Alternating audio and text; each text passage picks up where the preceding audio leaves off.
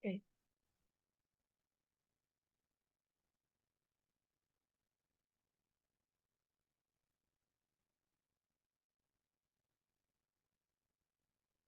Oke, bisa dimulai.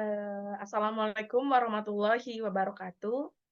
Kami dari kelompok 3, nama kelompoknya Sumedang dengan beranggotaan, saya sebagai pembicara Reisa Febianti, dan tim saya ada Rian Firmansyah dan M. Luki Alfikri.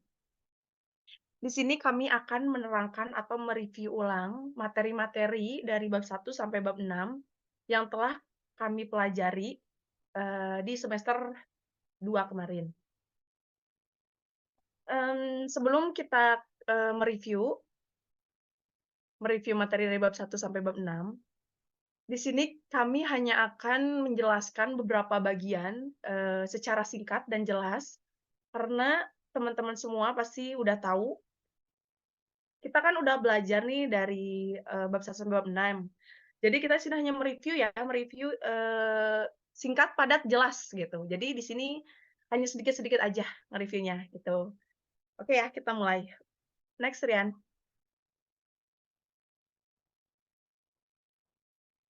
Oke. Bab 1, kita semua sudah mempelajari tentang pengantar perilaku organisasi. Teman-teman semua pasti udah baca dong, apa itu pengantar perilaku organisasi, karena kita semua sekelas kan, pasti, mempelajari juga. Eee, aku terangkan di sini, terangin ulang ya, tapi cuman singkat aja. Apa itu perilaku organisasi? Menurut Robin 2005, mengemukakan bahwa perilaku organisasi adalah cara berpikir yang meneliti dampak perilaku dari individu, kelompok, dan struktur organisasi yang bertujuan untuk meraih pengetahuan dalam mengembangkan efektivitas organisasi. Sedangkan menurut Gibson 1996, mendefinisikan perilaku organisasi sebagai bidang studi yang mencakup teori, metode, dan prinsip-prinsip dari berbagai disiplin guna mempelajari persepsi individu, nilai-nilai, kapasitas pembelajar individu, dan tindakan-tindakan saat bekerja dalam kelompok dan dalam organisasi secara keseluruhan, menganalisis akibat lingkungan eksternal terhadap organisasi dan sumber dayanya, misi, sasaran, dan strategi. Setelah itu, ada tujuan-tujuan perilaku organisasi juga. Di sini ada beberapa tujuan organisasi. Next, Rian. Di sini juga ada tujuan-tujuan dari perilaku organisasi ya. Mungkin di sini kita hanya akan menjelaskan beberapa saja sesuai yang ada di modul ya. Kita hanya akan menjelaskan beberapa saja. Salah satunya, salah satunya adalah, bentar. Salah satunya adalah satu, menjelaskan berarti kajian perilaku organisasi berupa mengetahui faktor-faktor penyebab perilaku seseorang atau kelompok. Kedua, mengamalkan berarti perilaku organisasi membantu memprediksi kejadian organisasi pada masa mendatang. Ketiga, mengendalikan berarti bahwa perilaku organisasi menawarkan berbagai strategi dalam mengarahkan perilaku individu atau kelompok. Next, Rian. Itu tadi beberapa tujuan dari perilaku organisasi. Selanjutnya, pengertian dari perilaku ya, pengertian dari perilakunya aja. Tadi kan, perilaku organisasi, berarti sekarang pengertian perilakunya aja. Bentar, mmm,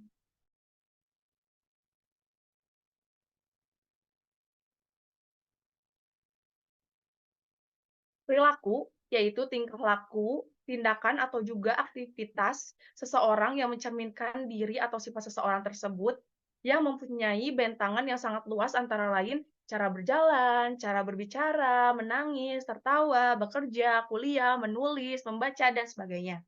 Pasti teman-teman sudah tahu kan, perilaku dalam artian definisi luas atau yang lainnya. Mungkin salah satunya adalah, perilaku adalah, apa ya namanya, sikap kita, sikap dari kita cara berbicara, nada suara kita, atau, cerminan diri kita itu itu salah satu dari perilaku kita, gitu. Jadi, pengertian perilaku adalah contohnya seperti ini, contoh kecilnya ya, contoh luasnya mungkin ada banyak lagi definisi dari berbagai sumber lainnya. Next, Rian. Kita di sini, SPJ banget ya, jadi hanya ngambil opsional-opsionalnya aja. Begitu Bapak, kalau Bapak lihat rekaman ini, mungkin Kita hanya menjelaskan beberapa aja, beberapa argumen saja. Tadi udah membahas tentang tentang pengertian perilaku. Sekarang menjelaskan tentang, pengertian organisasi. Organisasi adalah perkumpulan atau wadah bagi sekelompok orang untuk bekerja sama, terkendali, dan terpimpin untuk tujuan tertentu. Organisasi biasanya memanfaatkan suatu sumber tertentu, misalnya lingkungan, cara atau metode, material, mesin, uang, dan beberapa sumber daya lain dalam rangka mencapai tujuan organisasi tersebut. Ada juga menurut seorang para ahli menyebutkan, organisasi adalah suatu hubungan-hubungan yang melalui orang-orang di bawah pengarahan manajer. Dari dua pengertian di atas, kami menyimpulkan, aduh banyak typo ini. Maaf ya Pak, banyak tiponya. Kami menyimpulkan organisasi adalah suatu kumpulan atau sekelompok orang dalam sebuah perkumpulan yang di dalamnya terdapat seseorang pemimpin yang disebut dengan manajer atau sebagainya. Jadi, organisasi itu adalah sebuah kelompok yang di dalamnya itu ada struktur. Struktur dalam artian misalkan ada kelompok, maaf, ada ketua, ada anggota, yang jelas kalau organisasi itu harus lebih dari 1 orang. Karena untuk membentuk organisasi itu kita perlu, struktur di dalamnya kayak misalkan, job desk-nya, kayak misal ada ketuanya, ada anggotanya, ada apanya, seperti itu. Karena kan di sini juga dijelasin kalau misalkan, organisasi itu adalah wadah bagi sekelompok orang. Berarti organisasi itu adalah kelompok. Ya, gitu, seperti itu ya singkatnya. Oke, next Rian. Selanjutnya adalah oh iya, di dalam, perilaku organisasi itu ternyata ada konflik. Kenapa ada konflik? Karena kita menyatukan, isi, kepala-kepala berbeda atau 2 kepala. Gini ya, yang 2 kepala aja bisa beda, apalagi yang banyak gitu, pasti, banyaknya, apa ya namanya, ketidaksamaan antara kita dan yang lainnya. Makanya di dalam perilaku organisasi itu, kita juga membahas tentang konflik. Oke, pengertian konflik. Konflik di sini adalah suatu permasalahan sosial yang umumnya dipicu tidak adanya rasa saling mengerti dan toleransi terhadap kebutuhan dari masing-masing individu. Dari penjelasan di atas, konflik adalah suatu permasalahan yang terjadi dikarenakan dalam sebuah organisasi terdapat perselisihan ataupun perbedaan antara masing-masing anggota atau individu. Jelas, konflik di sini menjelaskan bahwa dari satu ke yang lainnya itu tidak sama atau tidak sinkron. Ya, karena, tadi saya bilang di awal, karena kita menyatukan beberapa kepala untuk menjadi satu, untuk, organisasi itu. Makanya si konflik ini, masuk ke dalam dari perilaku organisasi. Seperti itu ya, karena, apa namanya teh, konflik itu sangat-sangat berperan dalam perilaku organisasi. Karena pastilah kita banyakkan atau kita kelompok itu kan berarti rame-rame kan. Kita punya tujuan, kadang kita punya pemikiran yang tidak sama gitu, makanya di sini kita akan membahas gitu. Lanjut Rian.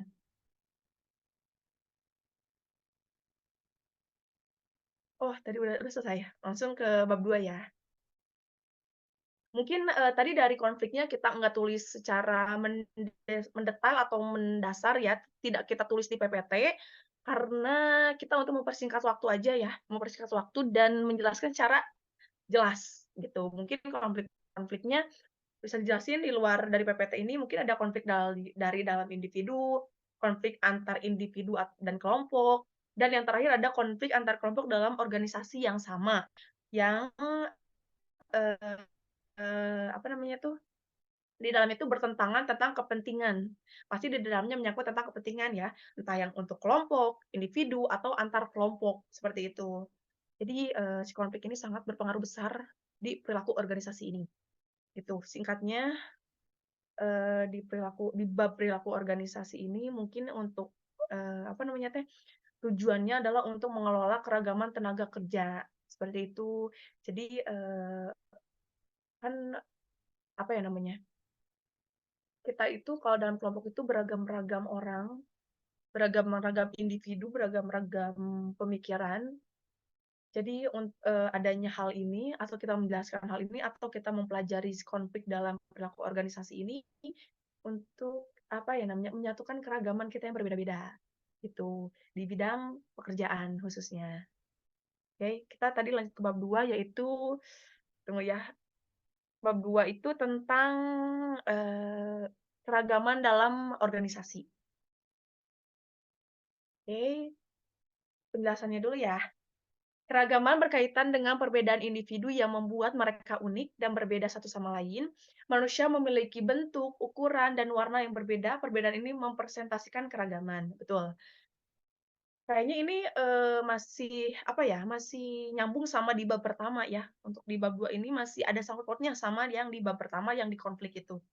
Karena tadi kan yang di akhir itu, yang tadi saya jelasin kalau misalkan kesimpulan dari bab satu itu yaitu menyatukan keragaman. Nah, di sini lebih dipelajari lebih dalam, yaitu apa itu keragaman dalam berorganisasi. Di definisinya juga udah jelas, berkaitan dengan perbedaan individu yang memiliki bentuk-bentuk yang berbeda, ukuran yang berbeda, warna yang berbeda, dan semua halnya pasti berbeda ya. Yang kembar aja ada bedanya, apalagi yang berbeda, pasti kontras banget perbedaannya. Gitu ya, Pak. Kalau Bapak ngelihat Bapak, tapi kalau teman-teman ngelihat teman-teman tuh. Next, Rian.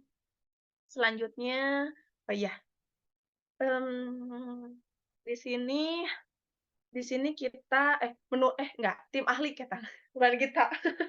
Tim ahli keragaman atau Lee Gardenswartz dan Anita Rao mengidentifikasikan 4 lapisan keragaman untuk menjelaskan dalam apa saja manusia berbeda. Di organisasi maksudnya ya, ini dalam kita konteksnya tentang obrolan, perilaku organisasi atau tentang apa ya, ini materinya organisasi gitulah. Yang pertama itu, kepribadian berada di pusat lingkaran keragaman karena mempresentasikan sejumlah karakteristik stabil yang menentukan identitas seseorang. Jelas kepribadian seseorang, jadi gini ya, kita bisa lihat orang tuh dari kepribadiannya. Misalkan ketua kelompok kita bisa tahu dari kepribadiannya. Kenapa kita memilih dia jadi pemimpin kelompok? Berarti kita mencek yang paling pertama adalah pribadinya seperti apa. Apakah dia sportif, apakah dia bertanggung jawab, apakah dia bisa memimpin kelompok, seperti itu. Yang kedua ada dimensi internal atau dimensi keragaman tingkat permukaan.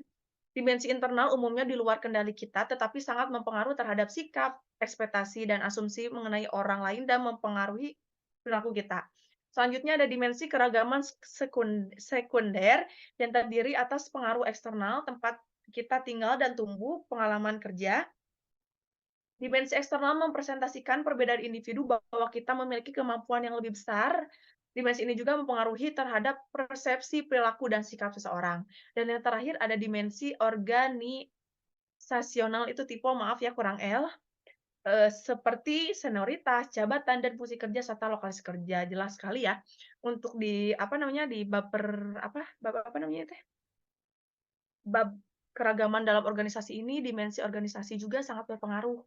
Karena sekarang tuh masih ada kayak zaman senioritas itu masih kental sekali ya di dunia pekerjaan itu, terus jabatan juga sangat mempengaruhi juga, serta fungsi kerja serta lokasinya juga itu sangat mempengaruhi sekali tentang keberagaman keberagaman, organisasi, seperti itu.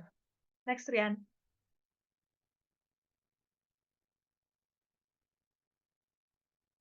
Oh, ya. Di sini juga kita akan menerangkan tentang tingkat afirmatif dan pengelolaan keragaman. Tindakan afirmatif berfokus pada pencapaian kesetaraan kesepakatan dalam organisasi dan bertujuan memperbaiki ketidakseimbangan, ketidakadilan, atau kesalahan diskriminasi langsung pada masa lalu. Sedangkan EEO atau Equal Employment Opportunity bertujuan mencegah diskriminasi. Diskriminasi terjadi ketika keputusan terjadi didasarkan pada faktor-faktor yang tidak berkaitan dengan pekerjaan. 3 strategi kunci dalam mengelola keragaman adalah pendidikan, enforcement, dan expose. Next dong, Rian.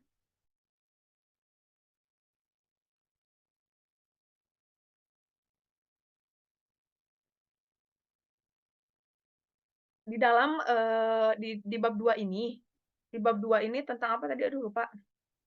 Tentang bentar ya, keragaman dalam organisasi ini, ternyata setelah saya pelajari, bab 2 ini, wanita itu sangat keterbatasan dalam, apa ya namanya, dalam pekerjaan dan ini menjadikan wanita itu kesenjangan sosial. Karena saya baca juga di materi bab 2 ini, bahwa wanita itu sangat-sangat terbatas untuk melakukan segala kegiatannya. Contohnya nih, wanita mengurangi setelah memecah scaling. Wanita menghadapi diskriminasi, betul. Wanita sangat-sangat mendapatkan diskriminasi dari, beberapa pekerjaan. Wanita menghabiskan lebih banyak waktu untuk urusan rumah tangga, wanita lebih banyak menghadapi rintangan dalam kepemimpinan dan wewenang, wanita memiliki modal sosial yang lebih sedikit dan jaringan sosial yang lebih sempit, wanita lebih sulit memenuhi tuntunan jam kerja yang lebih panjang, perjalanan, dan lain-lain, sedangkan yang dimaksud mempengaruhi labirin adalah jalan wanita menuju sukses tidaklah lurus, tetapi berliku, berkelok, dan penuh rintangan, terutama wanita menikah dan memiliki anak. Betul sekali ya. Saya juga mengalami hal itu, tapi saya belum menikah. Tapi ternyata wanita itu benar-benar sangat, apa ya, terbatas untuk melakukan segala hal apapun karena ya, katanya di zaman dulu, banyak sekali saya mendengar, mungkin sekarang wanita itu, agak bisa, apa ya, mendobrak kata-kata bahwa wanita itu cuma bisa di dapur, enggak, ternyata tidak ya. Kita bisa mematakan bahwa wanita itu bisa berkarir, bisa juga ngurus rumah, bisa juga sambil bekerja, ternyata kita bisa, gitu. Tapi, saya dulu pernah mendengar atau pernah belajar juga bahwa wanita itu tidak boleh pendidikannya itu melebihi pria, gitu katanya. Karena menurut saya itu diskriminasi betul ya, karena saya perempuan ya, Pak. Karena saya kebetulan perempuan dan saya merasakan hal itu juga, diskriminasi terhadap perempuan juga itu sangat, berpengaruh besar ya. Mungkin yang kita harapin sebagai perempuan untuk ke depannya, tidak ada lagi diskriminasi kepada perempuan, seperti itu. Karena setara, kita semua gender tidak mempengaruhi apapun, pokoknya mau wanita, mau laki-laki, pokoknya kita harus setara ya, untuk masalah pekerjaan. Beda lagi kalau untuk masalah lainnya, begitu, Pak. Next, Rian.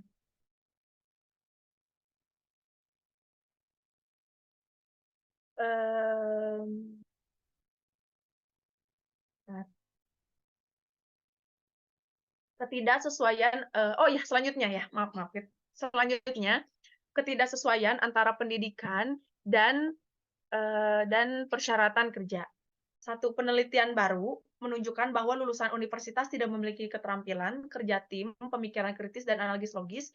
Yang kedua, lulusan universitas memiliki kekurangan dalam bidang teknis terkait ilmu pengetahuan alam, matematika, dan teknis. Yang ketiga, perusahaan menemukan bahwa lulusan SMA tidak memiliki keterampilan dasar yang diperlukan untuk melaksanakan pekerjaan secara efektif.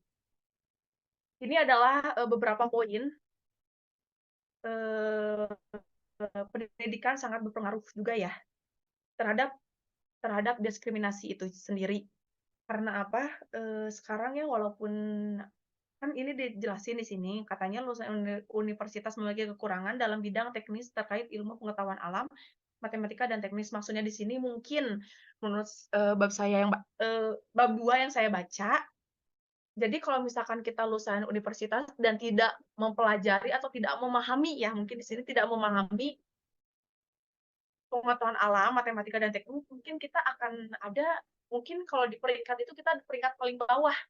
Mungkin itu, menjadi, apa ya namanya, salah satu bentuk diskriminasi, gitu. Makanya pendidikan itu juga penting sekali ya, agar kita tidak menjadi kesenjangan sosial, seperti itu. Perusahaan menemukan oh iya, menemukan bahwa lulusan SMA tidak memiliki keterampilan dasar yang diperlukan untuk melaksanakan pekerjaan secara efektif. Banyak perusahaan-perusahaan yang menganggap SMA itu sebelah mata, karena mereka tidak memiliki kemampuan, tertentu. Karena di bidang SMA itu kita, belum ke hal yang lebih luas gitu, beda sama SMK. Kadang SMK ada masih yang mau menerima tentang keahliannya, karena SMK itu kan ada keahlian kayak misalnya komputer, keuangan, perkantoran, yang jelas-jelas mungkin, SMK itu anak dari sebelum kita terjun ke dunia kerja gitu, jadi di bawahnya kuliah. Sedangkan SMA itu kita hanya memfokuskan kepada IPA, hanya ada IPA, IPS kan, berarti hanya ada teori di dalamnya, tidak dengan praktek, seperti itu. Mungkin untuk diskriminasi tentang pendidikan, seperti itu. Next, Rian.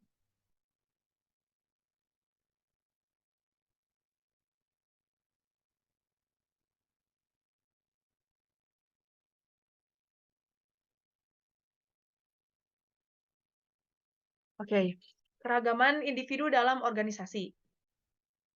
Keragaman adalah suatu kondisi pada kehidupan masyarakat. Perbedaan seperti itu, ada pada suku, bangsa, ras, agama, budaya, dan gender. Beberapa aspek yang termasuk dalam keragaman organisasi adalah sebagai berikut: usia, latar belakang personal, pendidikan, gaya hidup, pengalaman kerja, dan sebagainya. Betul ya, aspek yang termasuk dalam keragaman organisasi sudah jelas ya. Usia jelas, di suatu organisasi pasti usia kita nggak akan sama rata. Misalkan saya 20 tahun dan tim saya 20 tahun, enggak, pasti ada yang lebih tua atau yang lebih muda.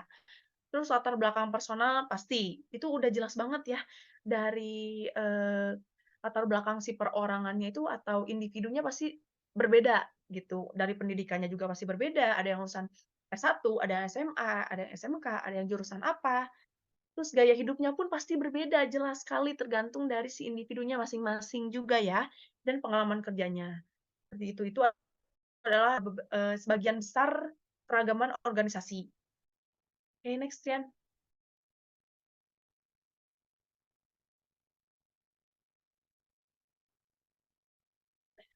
nggak dihapus. Karakteristik biografi. Oh ini juga termasuk usia ya, gender atau jenis kelamin, status perkawinan, tingkat keragaman dalam organisasi, mungkin ini juga mungkin yang tadi itu keseluruhan, sedangkan ini mungkin dibagi dari biografinya ya. Jadi karakteristik biografi salah satunya adalah usia, gender atau jenis kelamin, status perkawinan, tingkat keragaman dalam organisasi. Next, Rian.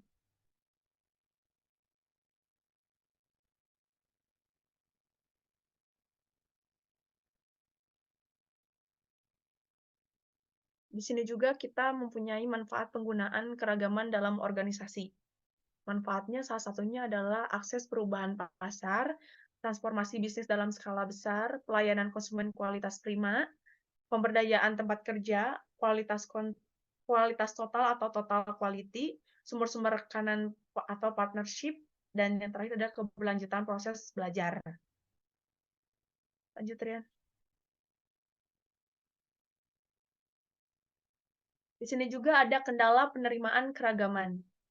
Satu, prasangka, kedua, kesukuan, tiga, stereotipe, empat, kurangnya komunikasi dan interaksi antar anggota, eh, lima, diskriminasi, dan enam, pelecehan seksual. Nah, di sini adalah kendala dari perbedaannya keragaman ya. Yang pertama adalah prasangka. Prasangka adalah suatu tindakan atau perlakuan yang menduga-duga ya. Menduga-duga dalam artian tuh, apa ya, berprasangka tuh kayak, apa ya, menduga-duga itu apa ya, kayak kalau kalau kalau kata kita mah apa ya, aku susah ngomong. Mungkin di sini prasangka tuh kayak suatu hal yang, eee, itu tuh terjadinya tuh antara 50-50, 50 atau 50% dan 50% gitu. Yang kedua kesukuan, yang ketiga stereotipe, dan yang keempat kurangnya komunikasi dan interaksi antar anggota itu juga sangat berpengaruh kendalanya ya untuk keragaman, karena kalau misalkan kita kurang komunikasi dengan tim itu pasti akan berpecah belah gitu si timnya itu, karena kita tidak selaras atau kita tidak satu tujuan yang sama, begitu. Tadi diskriminasi kita udah jelasin di atas bahwa diskriminasi juga adalah salah satu bentuk tidak menerimanya keragaman. Kayak tadi perempuan dan laki-laki menjadi jenjang sosial kayak gitu, dan pelecehan seksual di sini mungkin, lebih ke apa ya, apa namanya, di suatu pekerjaan ya, karena sekarang itu banyak sekali pelecehan seksual yang dianggap normal, dan banyak sekali pelecehan seksual yang tidak, apa namanya tuh, tidak diungkap gitu, karena takut mungkin ya. Itu adalah sangat-sangat besar ya, dan itu termasuk ke dalam, ras menurut saya. Ras, karena udah mau masuk ras, diskriminasi, itu jahat banget sih, gitu. Next, Rian.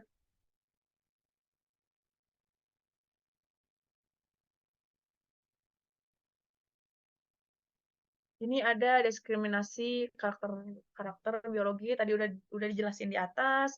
Ini ada beberapa diskriminasi karakter atau misalkan, diskriminasi, apa ya namanya, diskriminasi antara, karakter perilaku, kayak misalkan diskriminasi umur, misalkan dia lebih tua atau dia lebih muda, yang kedua jenis kelamin, dia perempuan atau dia laki-laki, yang ketiga ras dan etnis, kalau misalkan dia orang hitam, kita orang putih, dan disabilitas atau misalkan maaf ya, misalkan dia lumpuh, kita bisa jalan, mungkin itu juga salah satu bentuk, apa ya, bentuk, tidak diterimanya tadi, tidak diterimanya, keberagaman, seperti itu ya.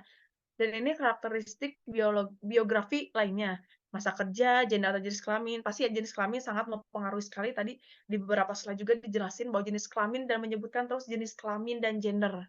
Berarti jenis kelamin itu sangat sangat sangat sangat berpengaruh besar sekali. Status perkawinan, tingkat keragaman dalam organisasi, seperti itu ya. Next. Banyak juga ya. Ini masih karakteristik biografi lainnya juga. Oke, berarti tadi udah jelasin, selanjutnya akan dibahas oleh siapa? Bab 3 oleh Lucky. Oke, silakan Lucky.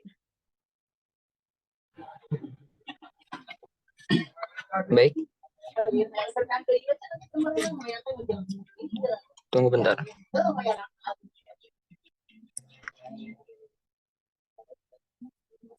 Baik, saya akan melanjutkan. Aduh, suaranya jelas? Baik, saya akan melanjutkan pembahasan yang tadi oleh rekan saya tentang kepuasan bab 3. Kepuasan kerja. Kepuasan kerja adalah sikap atau perasaan seseorang terhadap suatu pekerjaan, berarti kepuasan kerja seseorang tergantung pada bagaimana penilaian atau persepsi individu yang bersangkutan terhadap pekerjaannya. Menurut para tokoh, Gibson menjelaskan sikap sebagai perasaan positif atau negatif atau keadaan mental yang selalu disiapkan, dipelajari, dan diatur melalui pengalaman yang memberikan pengaruh khusus pada respon seseorang terhadap orang atau objek atau keadaan. Baik, next.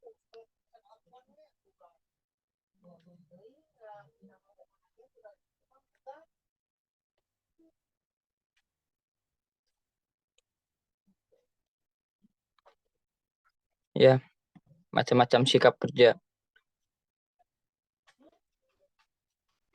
Bisa dilihat di layar, sikap kerja ada kerja mawas terhadap emosional, kerja ikhlas, kerja keras, kerja cerdas, kerja tuntas.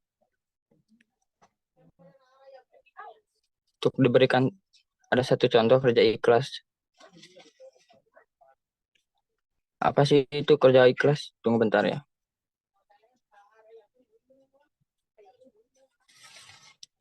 Kerja ikhlas adalah sikap kerja prestatif. Yang pertama adalah kerja ikhlas. Maksud dari kerja ikhlas adalah bekerja dengan bersungguh-sungguh, semangat, dan tidak mengeluh sehingga dapat memperoleh hasil yang maksimal. Kerja ikhlas juga dapat dengan hari yang tulus. Sebagai contoh dari kerja ikhlas adalah seorang pekerja sebagai operator produksi di salah satu perusahaan. Baik, next.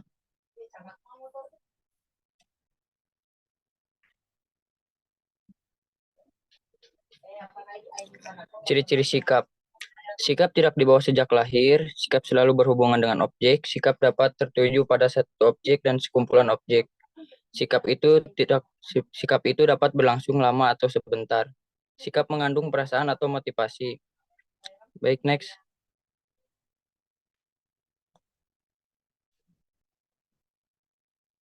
Pengertian kepuasan kerja.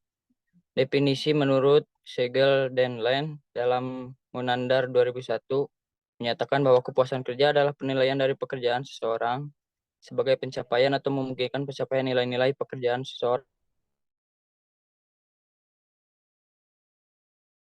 atau membantu memenuhi kebutuhan dasar seseorang. Itu salah satu contohnya ya, menurut para ahli. Aspek-aspek kepuasan kerja. Pekerjaan itu sendiri atau work itself, atasan, supervisor, teman sekerja, workers, promosi, promotion, gaji atau upah. Next. Menurut job descriptive index GDI, faktor penyebab kepuasan kerja, pengukuran sikap atau kepuasan kerja diantaranya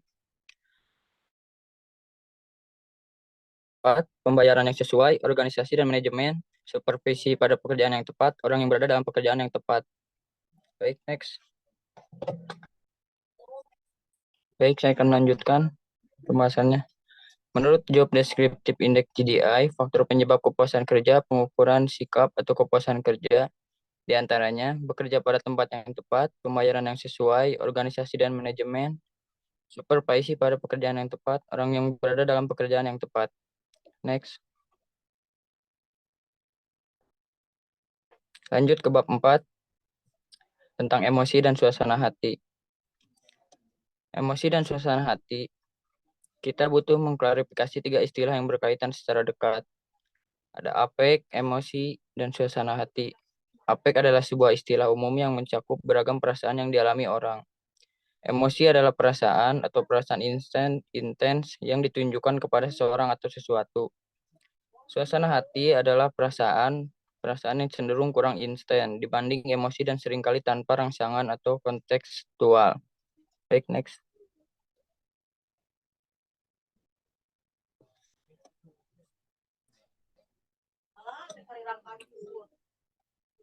Emosi mencakup rasa marah, jijik, antusias, iri, takut, frustasi, kecewa, malu, bahagia, benci, berharap, cemburu, gembira, cinta, bangga, terkejut, dan sedih. Rene Descartes yang sering kali disebut sebagai pendiri filsafat modern menyebutkan 6 nafsu sederhana dan primitif. Rasa kagum, cinta, benci, hasrat, gembira, dan sedih dan menyatakan bahwa yang satu terdiri atas beberapa atau merupakan bahkan bagian dari keenam emosi tersebut. Baik, next.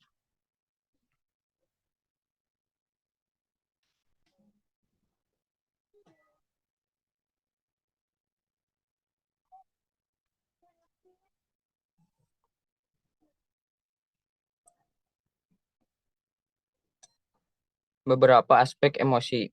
Biologi emosi, semua emosi berasal dari sistem limbik otak yang kira-kira berukuran sebesar sebuah kacang walnut dan terletak dekat batang otak kita. Ketika orang bahagia, maka sistem limbik mereka secara relatif tidak aktif. Tapi ketika sistem limbik memanas, emosi negatif seperti rasa marah dan bersalah mendominasi emosi yang positif seperti kegembiraan dan kebahagiaan. Intensitas. Setiap orang memiliki kemampuan bawaan yang bervariasi untuk mengekspresikan intensitas emosional.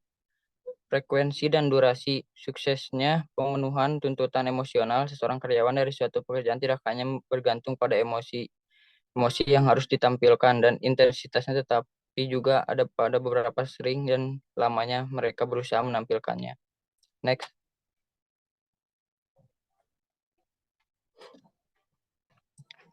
Fungsi emosi.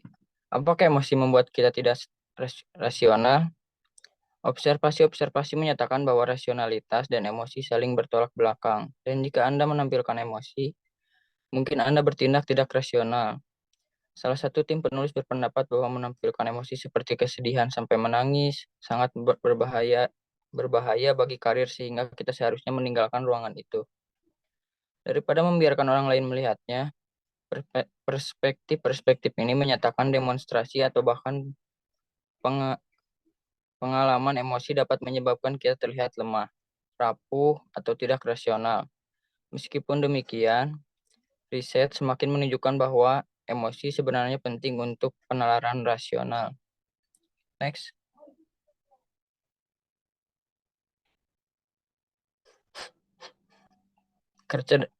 Kecerdasan emosional. Kesadaran diri adalah sadar atas apa yang Anda rasakan. Manajemen diri, kemampuan mengelola emosi dan dorongan-dorongan Anda sendiri. Motivasi diri, kemampuan bertahan dalam menghadapi kemunduran dan kegagalan. Empati, kemampuan merasakan apa yang dirasakan orang lain. Keterampilan sosial, kemampuan menangani emosi orang lain. Next.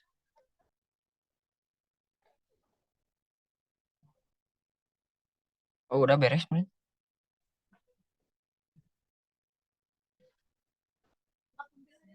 Udah bab 5.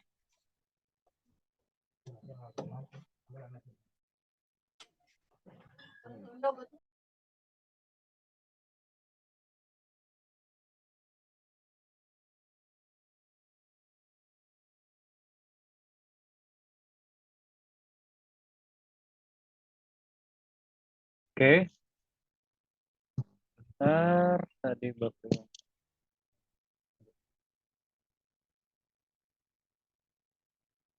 Hmm, ini. Oke, Assalamualaikum warahmatullahi wabarakatuh. Saya akan melanjutkan presentasi yang sebelumnya udah dipresentasiin sama Rahisya sama Lucky juga. Sekarang ini saya akan menjelaskan tentang bab 5 yaitu kepribadian dan nilai.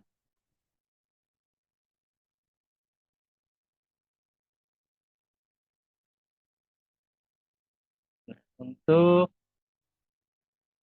untuk pengertiannya sendiri, kepribadian bukan sebagai bakat kodrati, melainkan terbentuk oleh proses sosialisasi kepribadian, merupakan kecenderungan psikologis seseorang untuk melakukan tingkah laku sosial tertentu, baik berupa perasaan, berpikir, bersikap, dan berkehendak, maupun perbuatan.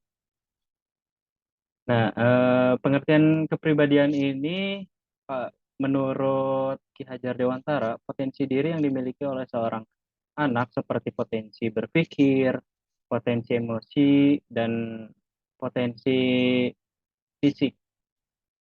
Jadi si kepribadian ini ada beberapa faktor.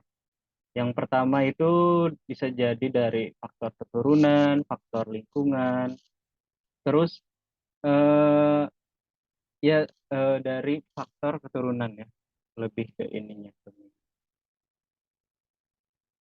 Definisi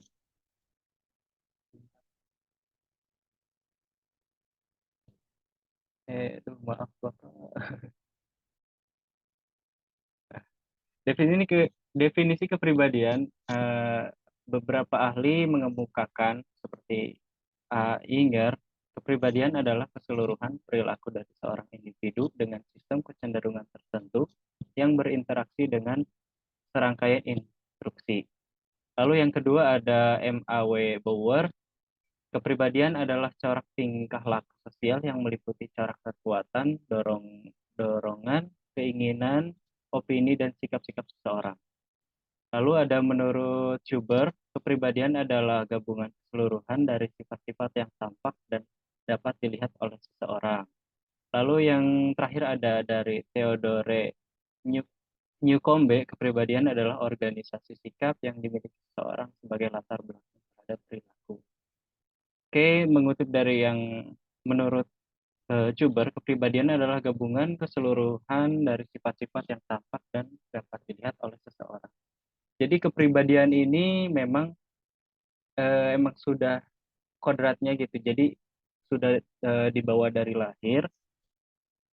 Dari kepribadian ini menunjukkan sikap, menunjukkan perilaku kita. Jadi orang bisa melihat juga kepribadian kita melalui dari sudut pandang, dari apa yang kita lihat. Kita bisa menilai kepribadian seseorang.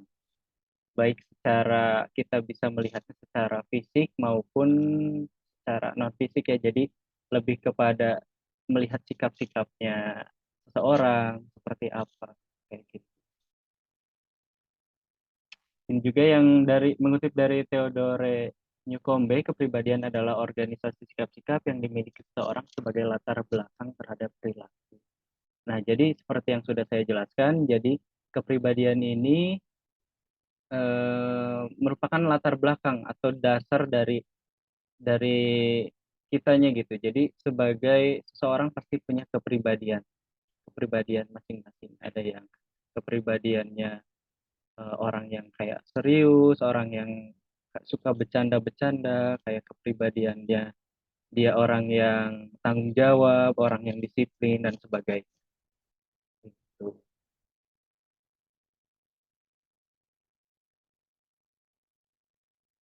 Nah, lalu di sini ada faktor-faktor penentu kepribadian. Nah, seperti yang sebelumnya saya jelaskan tadi sedikit, juga tadi saya sempat menyebutkan ada faktor yaitu keturunan. Nah, keturunan merujuk pada faktor genetis seorang individu yang dapat dilihat mulai dari tinggi fisik, bentuk wajah, gender, temperamen, komposisi otot, dan refleks, tingkatan energi, dan irama biologis adalah karakteristik pada umumnya. Jadi faktor keturunan ini memang faktor yang paling dominan ya dari kepribadian. Jadi memang terkadang kayak semisalnya orang tua kita punya sikap yang sikap yang kayak atau apa ya, pemarah, disiplin atau sebagainya lah. Biasanya itu akan menurun juga kepada anaknya seperti itu. Jadi ada sebagian sifat. Jadi memang mungkin kadang ada yang beberapa yang secara langsung jadi istilahnya tuh kayak benar-benar menjiplak gitu. Jadi sifat dari orang tua kita kayak seperti gini, misalkan dia disiplin, anaknya juga jadi disiplin. Ada juga yang hanya sebagian sifatnya. Jadi kayak misalnya dari sifat orang tuanya yang pemarah atau sebagainya, itu biasanya ada beberapa lah gitu. Jadi nggak sepenuhnya juga, terkadang ada juga yang seperti itu. Lalu selanjutnya ada faktor lingkungan. Lingkungan di mana kita tinggal sangat besar pengaruhnya terhadap pembentukan kepribadian pada setiap individu. Pembentukan karakter kita adalah melalui lingkungan di mana kita tinggal, tumbuh, dan dibesarkan. Trauma dalam keluarga, teman-teman, dan kelompok sosial, dan pengaruh-pengaruh lain yang kita alami. Nah, faktor lingkungan juga bisa mempengaruhi kepribadian seseorang. Misalnya di lingkungan kita orang banyak yang bergaul negatif, dalam kutip negatif, seperti mungkin mabuk-mabukan atau pergaulan-pergaulan yang tidak baik, itu biasanya kita cenderung untuk apa ya, secara tidak langsung bisa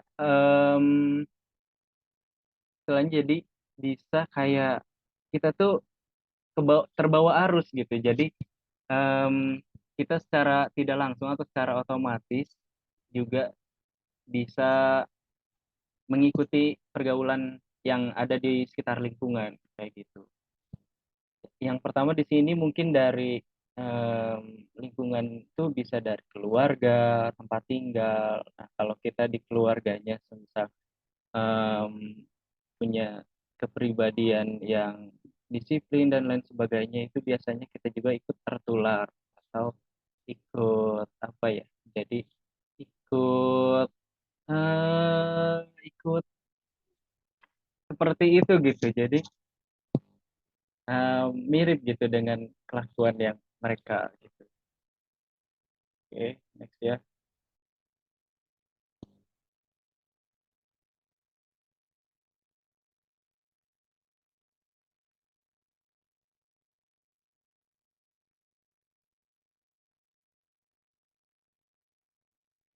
Nah, selanjutnya ada nilai. Pentingnya nilai. Nilai memberikan fondasi bagi pemahaman penting terhadap penelitian perilaku organisasional karena menjadi dasar pemahaman sikap dan motivasi individu. Dan karena hal tersebut berpengaruh terhadap kita. Individu memasuki suatu organisasi dengan pendapat yang telah terbentuk sebelumnya tentang apa yang seharusnya dan apa yang tidak seharusnya terjadi. Secara umum, nilai mempengaruhi sikap dan perilaku. Misalnya, Anda memasuki sebuah perusahaan dan memiliki pandangan bahwa pengalokasian berdasarkan kerja adalah benar, sementara pengalokasian imbalan berdasarkan senioritas adalah salah.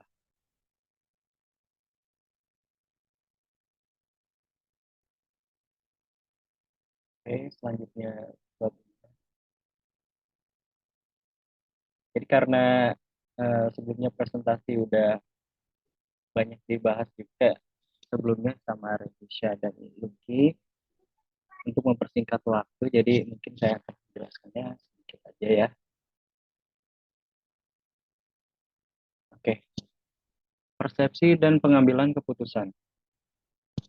Persepsi adalah suatu proses yang ditempuh individu-individu untuk mengorganisasikan dan menafsirkan kesan indera mereka agar memberi makna kepada lingkungan.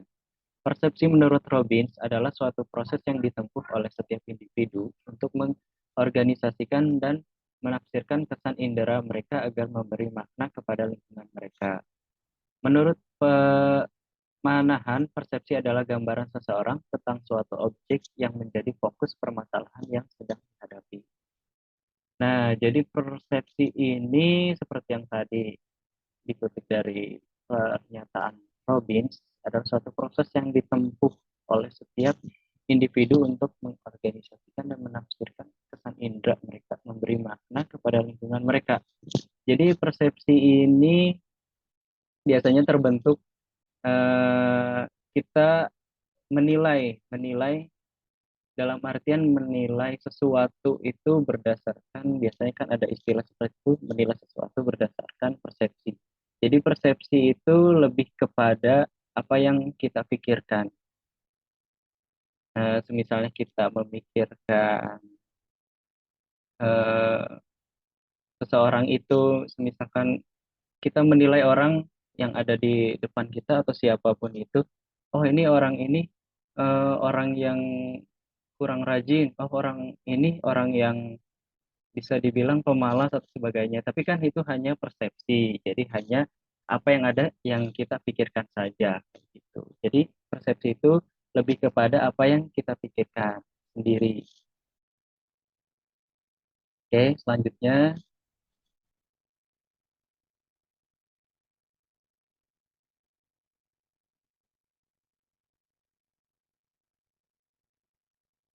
Nah, melanjutkan yang mungkin yang tadi sedikit lagi, jadi riset tentang persepsi secara konsisten menunjukkan bahwa individu yang berbeda dapat melihat hal yang sama tetapi memahaminya secara berbeda.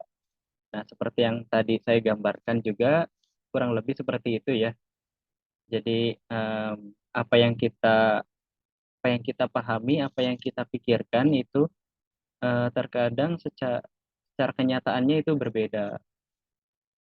Kenyataannya adalah bahwa tak seorang pun dari kita melihat realitas. Yang kita lakukan adalah menginterpretasikan apa yang kita lihat dan menyebutnya sebagai realitas. Jadi kita hanya menduga-duga saja sesuai pemikiran kita masing-masing. Lalu di sini ada faktor yang mempengaruhi persepsi, pada dasarnya dibagi menjadi dua, yaitu faktor internal dan faktor eksternal. Faktor internalnya yang mempengaruhi persepsi yaitu faktor-faktor yang terdapat dalam diri individu yang mencakup beberapa hal, antara lain yang pertama ada fisiologis, yang kedua ada perhatian, minat, kebutuhan yang searah, lalu ada pengalaman dan ingatan, yang terakhir ada suasana hati. Itu faktor internalnya. Lalu selanjutnya ada juga faktor eksternal yang mempengaruhi persepsi, yaitu ukuran dan penempatan dari objek atau stimulus. Yang kedua ada warna dari objek-objek. Yang ketiga ada keunikan dan kekontrasan stimulus. Yang keempat intensitas dan kekuatan dari stimulus. Yang kelima ada motion atau gerakan. Oke, lanjut.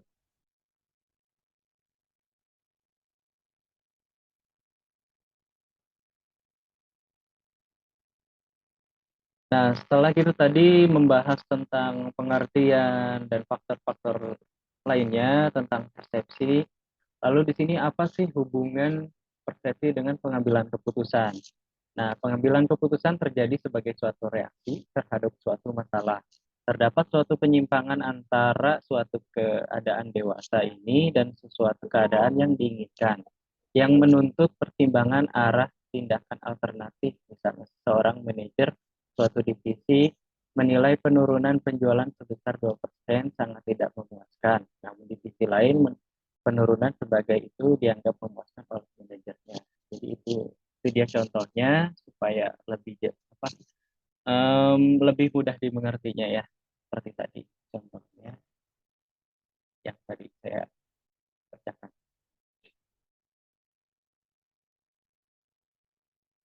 Oke, lanjut. Nah, di dalam pengambilan keputusan juga ada etikanya atau bisa dibilang aturannya. Jadi tidak apa ya, terserah kita gitu. Semua ada aturannya juga. Jadi ada etikanya. Yang pertama adalah di sini ada utilitarianisme. utilitarianisme, yaitu pembuatan keputusannya semata-mata berdasarkan outcome atau keluaran untuk menghasilkan sesuatu yang baik dalam jumlah yang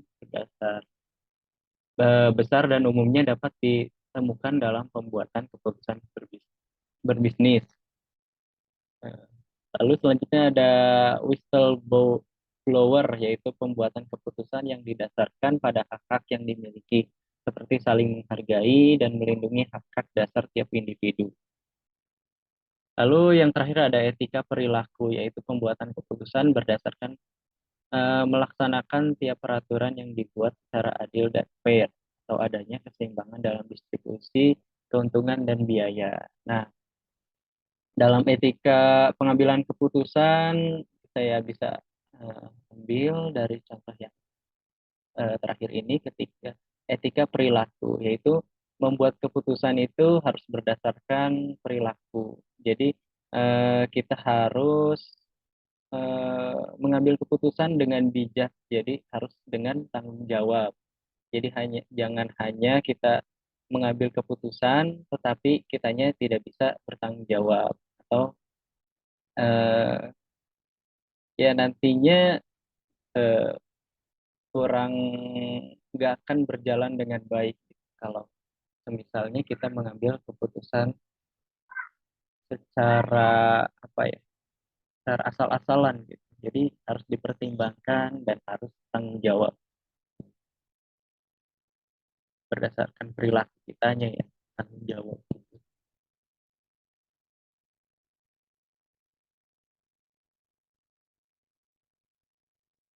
Oke, udah selesai gitu aja mungkin materinya, presentasi dari kami. Oke. Ya, Pak, sebelumnya oh ya, maaf belum di kameranya. Ya, Pak, sekian ya dari kelompok kami, mohon maaf apabila ada kesalahan-kesalahan dari menjelaskan, menerangkan, karena, ini masih dalam proses pembelajaran. Kami harapkan apa yang kami jelaskan hari ini bisa, apa ya, bisa Bapak mudah memahami bahasa kita mungkin ya, yang lebih tepatnya lebih mengerti mungkin yang kita sampaikan seperti apa. Saya dan tim saya khususnya berterima kasih sebelumnya, karena kalau Bapak nonton ini kita ucapin terima kasih kalau Bapak nonton ini sampai selesai. Tapi kalau enggak juga nggak apa-apa, sekian dari kelompok kami. Syukrian. Ya dari Wassalam. kelompok kami, mohon maaf ya banyak kesalahan. Mungkin dari segi pengetikan juga tadi ada beberapa typo, banyak malah ya. Ya betul betul, itu banyak banget typo, Pak, mohon maaf juga. Nanti Kami kita akan benerin dulu ya, sebelum kita store kita benerin dulu mungkin ya? ya, oke, nanti kita revisi juga. Ya. Oke, akhir kata dari kelompok kami ucapkan terima kasih dan Assalamualaikum warahmatullahi wabarakatuh. Assalamualaikum.